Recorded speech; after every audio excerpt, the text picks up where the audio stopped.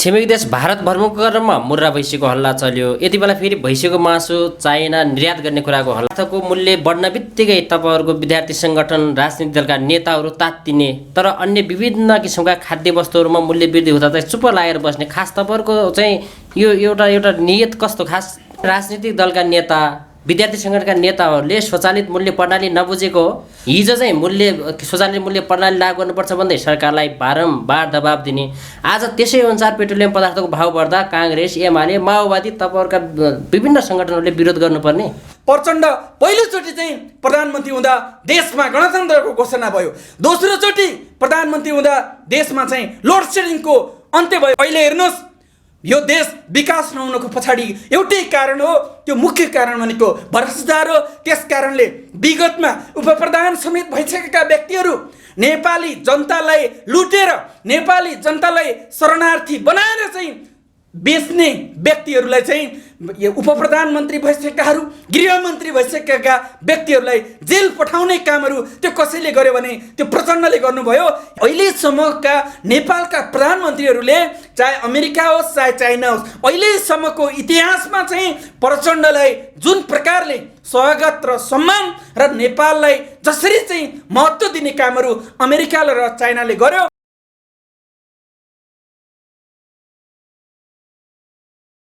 दर्शकबिन नमस्कार, स्वागत छ सडक सञ्चारमा। म कुलबहादुर ओली। दर्शकबिन आज हामीमाझ हुनुहुन्छ माओवादी केन्द्रका युवा नेता तथा अन्डासेबु क्रान्तिकारीका उपाध्यक्ष मदन भोल। मदन भोलजीलाई हाम्रो सडक सञ्चारमा हार्दिक स्वागत छ। धन्यवाद। यति बेला माओवादी केन्द्रका अध्यक्ष तथा सम्माननीय प्रधानमन्त्री पुष्पकमल दाहाल प्रचण्डको अमेरिका लगायत छिमेकी देश चीनको भ्रमण भयो।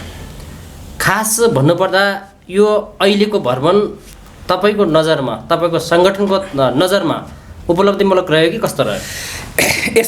यसको विषयमा म तपाईँलाई के भन्न चाहन्छु भने, सम्माननीय प्रधानमन्त्रीज्यूको चाहिँ अमेरिका र चीन विश्वका शक्तिशाली राष्ट्रहरूको चाहिँ एकैसाथ भ्रमण त्यो कसैले गर्यो भने त्यो सम्माननीय प्रधानमन्त्री प्रचण्डले गर्नुभएको छ। यो भ्रमणको निकै ठुलो महत्त्व छ। चाहे अमेरिका र नेपाल बिचको सम्बन्ध अझै विस्तार र प्रगाढ गर्ने सवालमा होस्, चाहे विकासको क्षेत्रमा चाहिँ वैदेशिक राष्ट्रहरूले चाहिँ नेपालमा लगानी गर्ने सवालमा होस्, चाहे चीनसँग चाहिँ भएको भेटघाट र छलफलबाट चाहिँ अझै चाहिँ तपाईँको के हो भने नेपालमा दूरगामी महत्त्व राख्ने योजनाहरूको सवालमा यो महत्त्वपूर्ण चाहिँ छलफल भएको छ। आज विश्वमा तपाईँलाई थाहा छ, अमेरिकामा अध्यक्षको भ्रमणमा जुन प्रकारको विश्वमा महत्त्व राख्ने चाहिँ जलवायु परिवर्तन लगायतका महत्त्वपूर्ण सवालहरू र यो देशको चाहिँ दूरगामी महत्त्व राख्ने विकासको बारेमा जे जस्तो चाहिँ छलफल भएको छ। चाहे अमेरिकाको भ्रमण होस् चाहे चाइनाको भ्रमण होस्, यसले चाहिँ यो मुलुकको समृद्धि, यो मुलुकको विकास र मित्र राष्ट्रहरू बिचमा अमेरिका र नेपाल बिचको, चाइना र नेपाल बिचको र अन्तर्राष्ट्रिय मुलुकमा चाहिँ नेपालको स्वाभिमानलाई उच्च राख्नको लागि जुन प्रकारको चाहिँ छलफल बहस भएको छ, यो ऐतिहासिक छलफल भएको छ। यसो हेर्नुहोस्, तपाईँ अहिलेसम्मका नेपालका प्रधानमन्त्रीहरूले, चाहे अमेरिका होस् चाहे चाइना होस्, अहिलेसम्मको इतिहासमा चाहिँ प्रचण्डलाई जुन प्रकारले स्वागत र सम्मान र नेपाललाई जसरी चाहिँ महत्त्व दिने कामहरू अमेरिका र चाइनाले गर्यो, यो इतिहासमा कुनै पनि शासकहरू चाहिँ यो देशको प्रधानमन्त्री हुँदा सम्मान नगरिएको कुरा, स्वागत नगरिएको कुरा हाम्रो सम्माननीय प्रधानमन्त्री प्रचण्डलाई गर्नुभएको छ।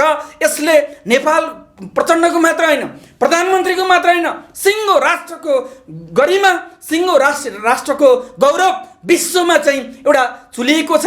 त्यस कारणले गर्दा सम्माननीय प्रधानमन्त्री प्रचण्ड व्यक्ति मात्र होइन, उहाँ विचार हो, उहाँ चाहिँ आन्दोलन हो, उहाँ समृद्धिको चाहिँ वाहक हो। त्यस कारणले गर्दा प्रचण्डले गरेको भ्रमणबाटले देशको विकास, समृद्धि, राष्ट्रियताको सवाल र विश्वव्यापी रूपमा चाहिँ नेपाललाई चिनाउने सवालमा पनि यसले ठुलो चाहिँ दूरगामी महत्त्व राख्छ भन्ने मेरो भन्नाले यति बेला प्रचण्डलाई यति भव्य स्वागत हुनुको पछाडि कुनै न कुनै रहस्य छ भनेर यति बेला मान्छेहरूले भन्न थालेका छन्। खास के छ त्यस्तो रहस्य?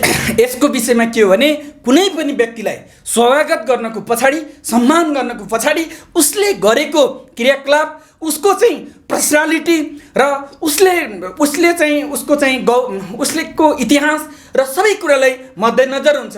त्यसैले गर्दा नेपालका अन्य प्रधानमन्त्रीहरूको विगतका जे जति प्रधानमन्त्रीहरू भए उहाँहरूसँग प्रचण्डको तुलना हुन सक्दैन।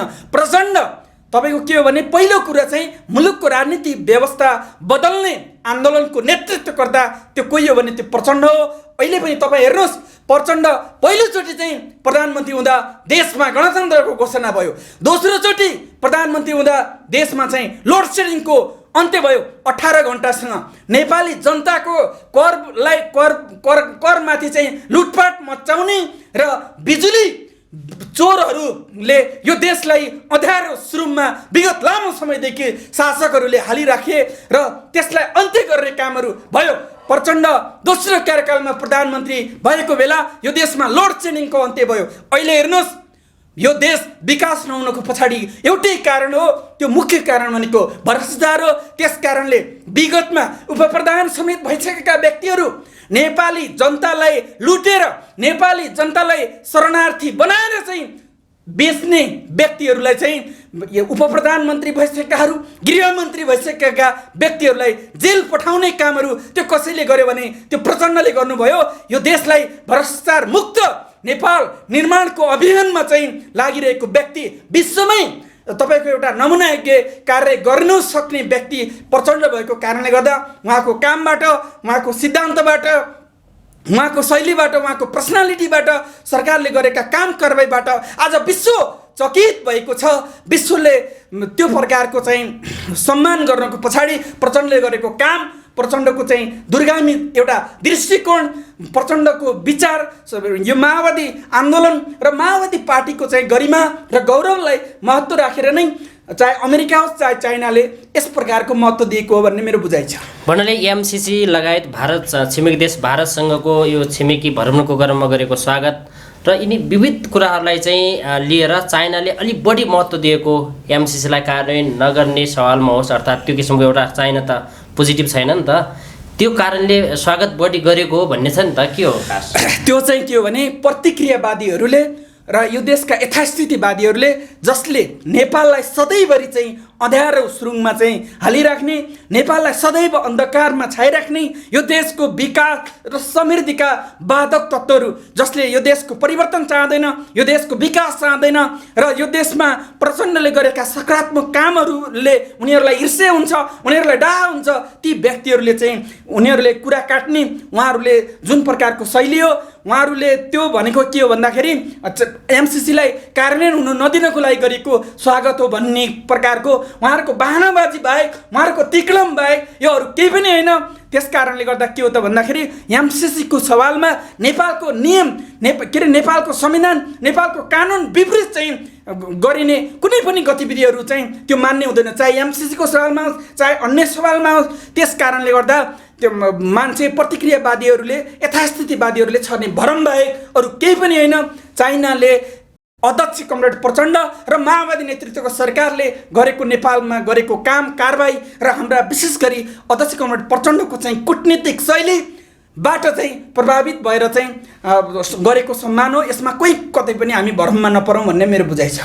भन्नाले यति बेला स्वागत धेरै, काम सम्झौताहरू थोरै भयो भने अर्को हल्ला पनि छ, साँच्चीकै त्यस्तै भएको हो? सम्झौताको विषयमा के हो भने यो देशलाई बेच्ने, यो देशका लुटेराहरूले नेपालका स्रोत साधन, नेपालका प्राकृतिक सम्पदाहरूमाथि, नेपालका राष्ट्रियताहरूमाथि जसरी विगतका शासक वर्गहरूले चाहिँ लुट्ने कामहरू गरे, नेपाललाई कौडीको भावमा बेच्ने कामहरू गरे, त्यस कारणले गर्दा कमरेड प्रचण्डको नेतृत्वमा गएका यी विविध भ्रमणहरूमा कहीँ कतै पनि चाहे भारत भ्रमणको सवालमा होस्, चाहे अमेरिका भ्रमणको सवालमा होस्, चाहे चाइना भ्रमणको सवालमा होस्, कहीँ कतै पनि चाहिँ देशको चाहिँ राष्ट्रियता ओझेलमा पर्ने गरी, देशको प्राकृतिक स्रोत साधनमाथि आँचाउने गरी, यो देशको चाहिँ एउटा मर्यादामाथि यो देशको राष्ट्रियतालाई आँचाउने गरी कहीँ कतै पनि सम्झौता भएका छन्। सम्झौता भएका छन् त नेपालको चाहिँ बिजुली विश्व बजारमा चाहिँ बेच्ने प्रकारका नेपालको चाहिँ होइन एउटा उत्पादनलाई चाहिँ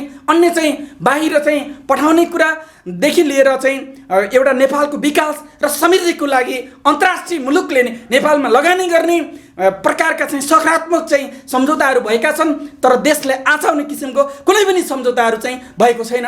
यो घाम जस्तै छर्लङ्ग छ। चाइना भ्रमणमा खास देशको पक्षमा के सम्झौता भयो? 1 2 3 भन्नुभयो। अब यसको विषयमा चाहिँ के हो भन्दाखेरि जसरी चाइना भ्रमणको सिलसिलामा तपाईँलाई थाहा छ मानसरोवर सुन्नुभएको छ।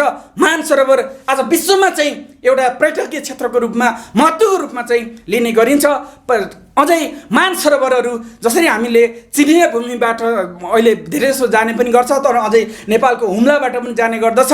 र यसको निम्ति चाहिँ मानसरोवरसम्मको जुन बाटो छ इन्डियादेखि, इन्डियाका मान्छेहरू पर्यटकहरू अझै नेपालको जुम्ला हुँदै चाइनासम्म जाने लगायतका चाहिँ यी कुराहरू छन्। र यसको लागि चाहिँ विशेष गरी चाहिँ चाइना र इन्डियाले पनि तपाईँको के हो त भन्दाखेरि अझै जुन प्रकारको चाहिँ दूरी छ, जुन प्रकारको असमानता छ, हाम्रा दुईटा छिमेकी मुलुकहरूको चाहिँ असमानता छ, जसले निरन्तर नेपालको राष्ट्रियतामाथि जुन प्रकारको हस्तक्षेप गर्ने कुरा छ, यसको निम्ति पनि अझै चाहिँ के हो त भन्दाखेरि जस्तै विदेशी पर्यटकहरू अझै इन्डियाका पर्यटकहरू चाहिँ नेपालमा चाहिँ अझै हुम्लाको बाटो हुँदै चाहिँ मानसरोवर चाहिँ जाने किसिमको वातावरण अझै चाइनाले त्यो प्रकारको योजनाहरू निर्माण गर्यो भने अझै देशको समृद्धि र विकास पर्यटकीय क्षेत्रको प्रवर्धनको निम्ति पनि नेपालको भूमिमा हुँदै चाहिँ पर्यटकहरू जाने र त्यो बाटोलाई चाहिँ अझै राम्रो बनाउने कुरामा पनि यसले महत्त्व राख्छ। लगायतका विविध सम्झौताहरू चाहिँ भएको छन्।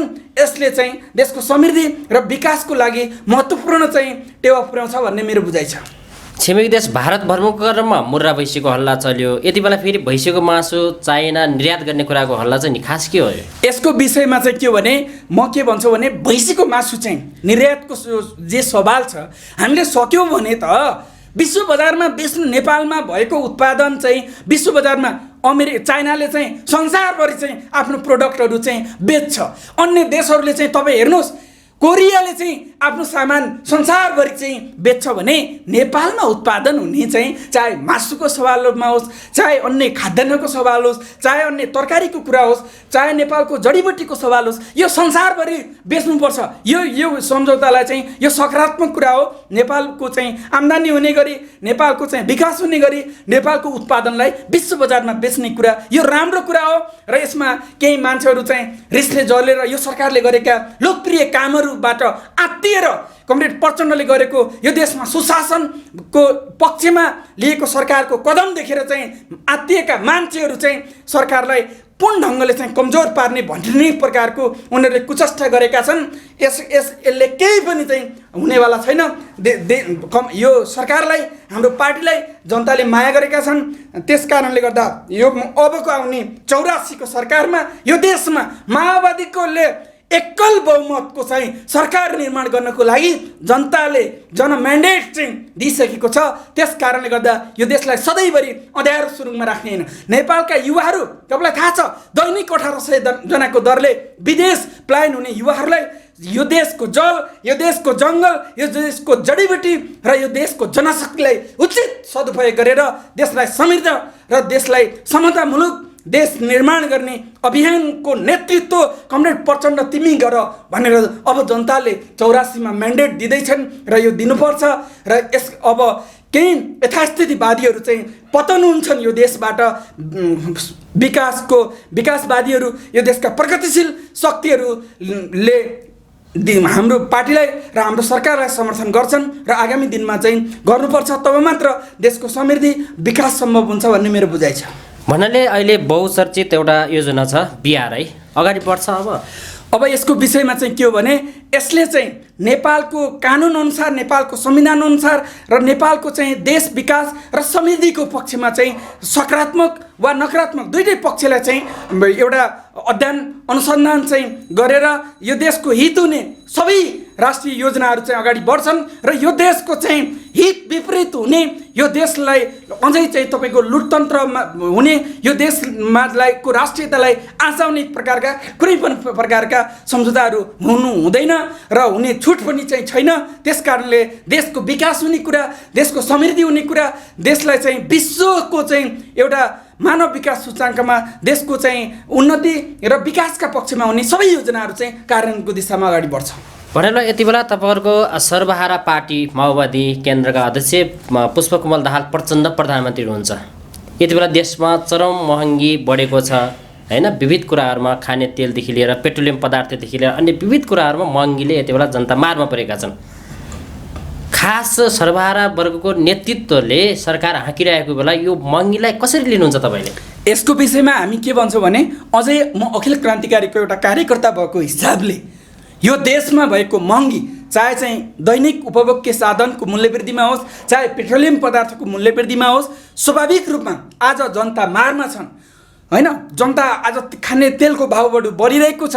त्यस कारणले हामी प्रधानमन्त्रीसँगको बेला बेलाको चाहिँ भेटघाटमा पनि हामीले यो कुराहरू राख्दै आएका छौँ। त्यस कारणले के भन्छौँ भने जनताले जुन प्रकारको चाहिँ दैनिक उपभोग्य सामान लगायतका केही सामानहरूको जुन मूल्य वृद्धिहरू खिप्नु परिरहेको छ, यसलाई चाहिँ रोक्ने कामहरू चाहिँ गर्नुपर्छ।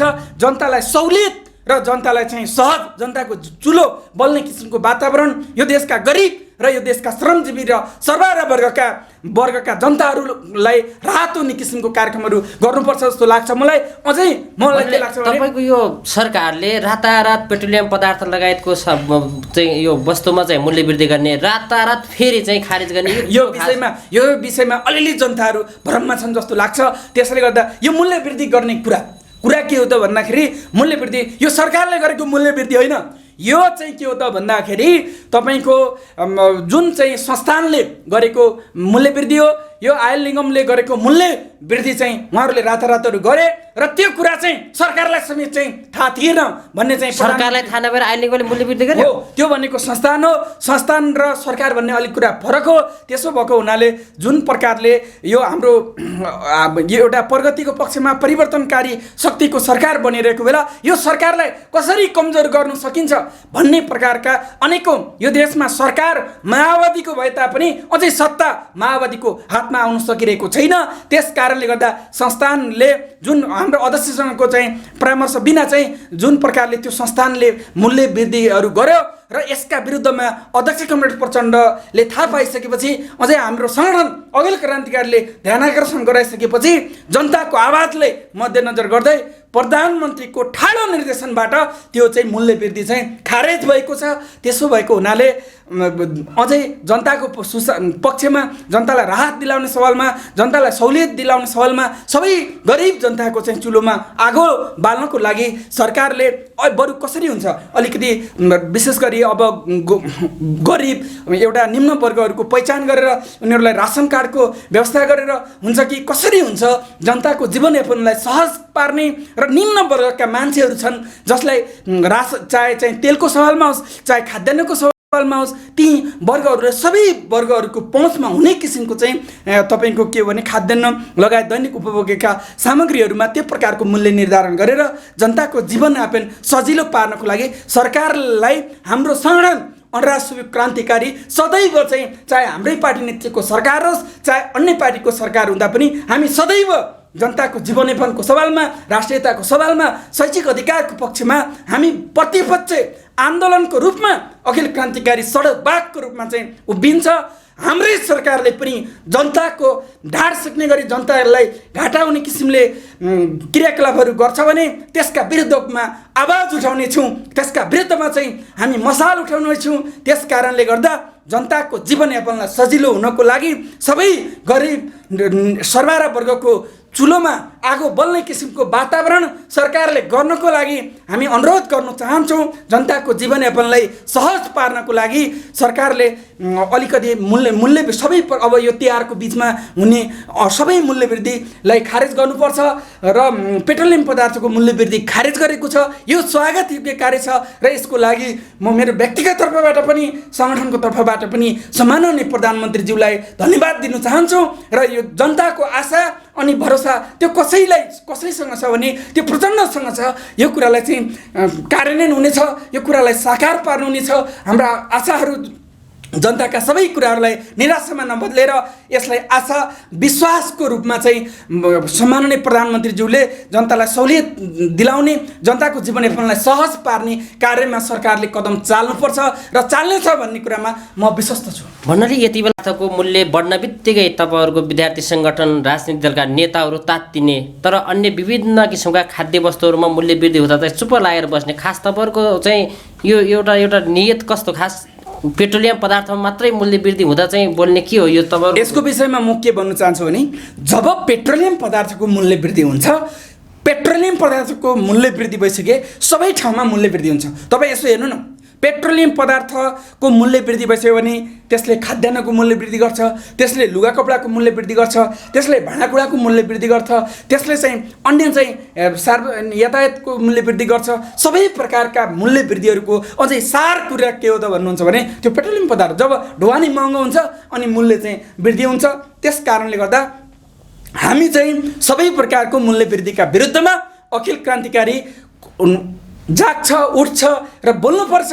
र त्यस कारणले गर्दा हामी जनताको जीवनयापनमा असहज पर्ने किसिमको कामहरू सरकारले गरेको अवस्थामा हामी सरकारलाई अहिले अझै हाम्रो पार्टी नेतृत्वको सरकार हुँदा हामी बारम्बार रूपमा चाहिँ प्रधानमन्त्रीज्यूलाई भेट्दा होस्, चाहे मन्त्रीज्यूलाई भेट्दा होस्, जनताको जनजीविकाको पक्षमा, अझै शैक्षिक सवालको पक्षमा, राष्ट्रियताको पक्षमा हामी सदैव चाहिँ सरकारको ध्यान आकर्षण गराइरहेका छौँ। भन्नाले तपाईँहरूको यो विद्यार्थी सङ्गठनभित्र यो डबल रोल अर्थात् एउटा हुन्छ नि त, कुनै बेलामा स्वचालित मूल्य प्रणाली लागू गर भन्दै सरकारलाई नाराबाजी लाउनुहुन्छ, कति बेला फेरि स्वचालित मूल्य प्रणालीबाट वृद्धि हुँदाखेरि चाहिँ खारेज गर भन्नुहुन्छ। खास तपाईँहरूको माग के हो? स्वचालित मूल्य प्रणाली खारेज गर्नुपर्छ?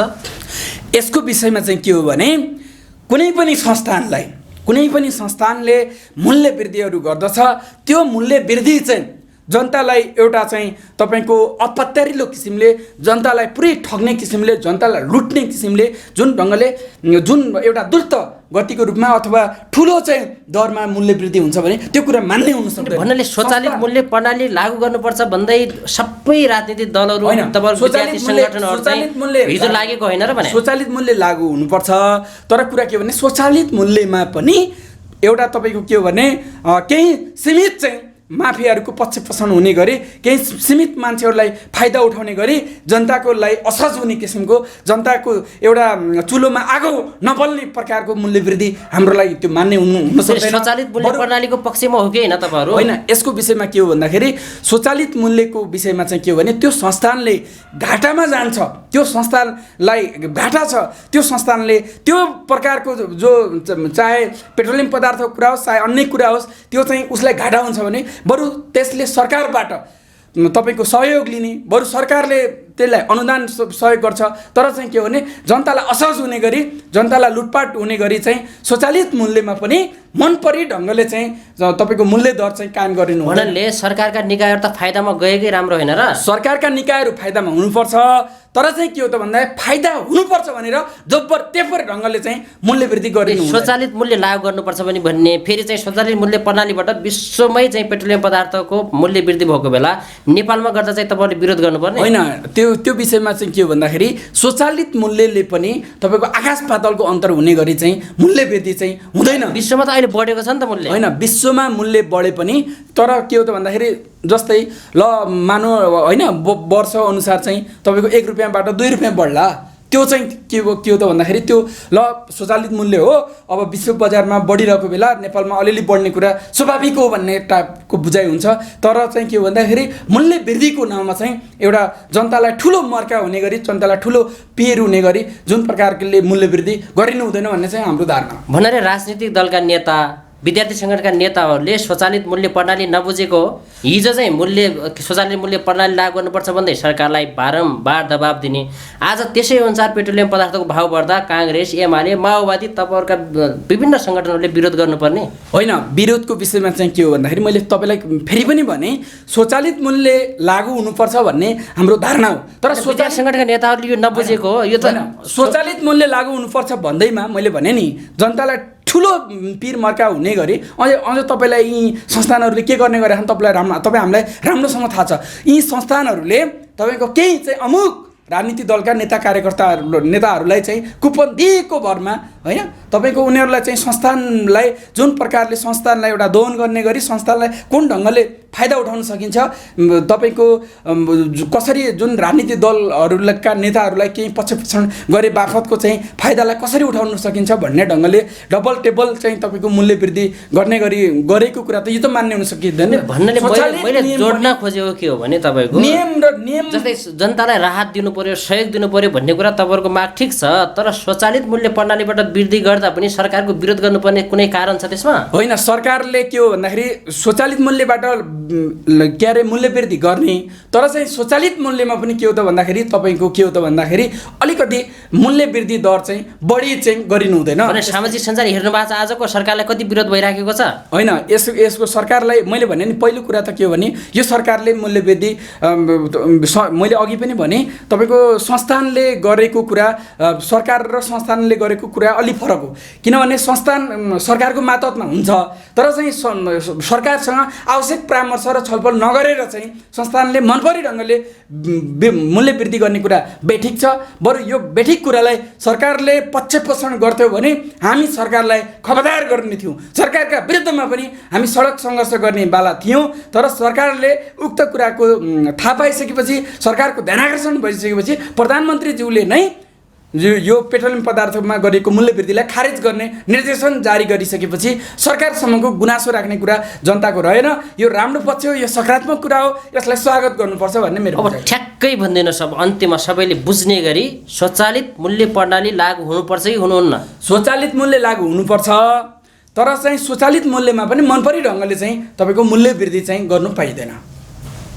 भन्नाले मनपरी भन्नाले तपाईँको के हो भन्दाखेरि जस्तै के यो संस्थानले अलिकति स्वचालित मूल्यको दर रेट चाहिँ एउटा हुन्छ, तर पनि के हो भने त्यो चाहिँ त्यसको मूल्य र मान्यता विपरीत अथवा जे जति स्वचालित मूल्यमा तपाईँको मूल्य हुनुपर्ने हो त्योभन्दा बढी चाहिँ मूल्य वृद्धि गर्ने कुरा बढी त होइन नि त। यो अहिले त जति बाहिर भएको छ त्यति भएको हो नि त अहिले। होइन, यसको विषयमा चाहिँ के हो त भन्दाखेरि अहिले विशेष गरी तिहारको बिचमा तिहार छ होइन, यो तिहार र चाडबाडको बिचमा चाहिँ तपाईँको के भने यसो हुन्छ नि त, स्वचालित मूल्यमा पनि तपाईँको एकै वर्षमा चाहिँ ठुलो मात्रामा ठुलो रेसियोमा ठुलो अन्तरमा चाहिँ मूल्य वृद्धि हुनु हुँदैन।